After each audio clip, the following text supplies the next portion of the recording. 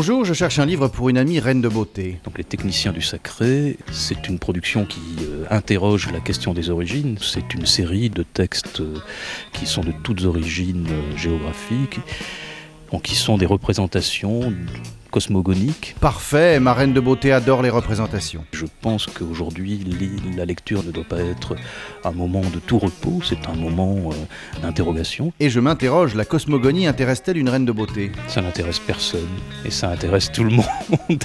Ce livre est pour moi l'expression même de ce qu'il est encore nécessaire de faire. Si c'est nécessaire, c'est de l'art. Oui, d'une certaine façon, c'est un objet d'art. Bonjour, je cherche un livre pour un ami conquistador. Bon alors, Spirit de Théophile Gautier. L'esprit de conquête, n'est-ce pas ? Imaginez un aristocrate séduisant, courtisé par toutes les femmes de Paris qui va plutôt succomber au charme d'un fantôme. Le transport aérien amoureux. C'est du fantastique et les recettes du romantisme en fait, quoi. Un authentique piège à filles. Comme outil de drague, il faut absolument lire ça.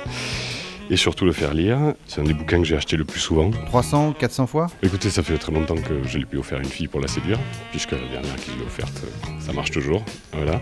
Mais C'est le coup du spirit. je lui ai fait le cours du Spirit le jour de son anniversaire.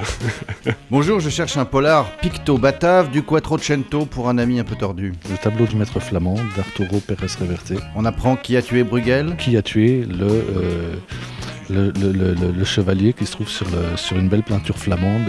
C'est les experts Amsterdam au XVe siècle, n'est-ce pas ? Non, c'est une enquête de nos jours sur un crime qui aurait eu lieu pendant la Renaissance flamande. Je mourrais pour en savoir plus. L'enquêtrice, à chaque fois qu'elle parle de son enquête à quelqu'un, ce quelqu'un meurt. Non mais c'était une façon de parler. Donc je ne vais pas vous en dire plus parce que peut-être que vos auditeurs vont mourir aussi.